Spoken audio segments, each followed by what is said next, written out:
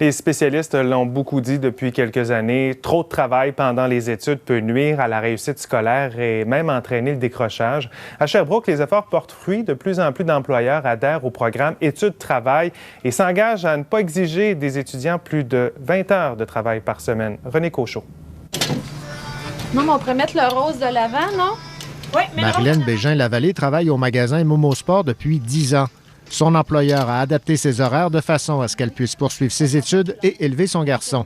L'attitude de son employeur l'a même encouragée à entamer une maîtrise en orientation à l'Université de Sherbrooke. Pour moi, ça a été plus facile de me dire « Ah ben oui, je vais sauter dans mon objectif, dans le défi d'aller à la maîtrise », parce qu'il m'a donné la possibilité de travailler à temps partiel, mais de semaine et non pas de week-end. Le magasin Momo Sport n'est pas le seul à concilier études et travail. 265 employeurs ont un certificat favorisant la réussite scolaire de leurs employés. Pour obtenir un certificat, l'employeur doit offrir un maximum de 20 heures par semaine de travail. On donne le choix aux employés de nous laisser des feuilles. Sur ces feuilles, ils nous donnent leur disponibilité et avec ces disponibilités-là, bien à ce moment-là, on les accommode et naturellement, bien c'est profitable pour nous. Un succès dont bénéficient les étudiants et étudiantes. Le programme Conciliation Études-Travail propose une entente morale par laquelle l'employeur s'engage à offrir à l'employé des conditions de travail favorables à la réussite scolaire. De son côté, l'étudiant employé se doit d'informer son employeur de son horaire de cours et de sa période d'examen.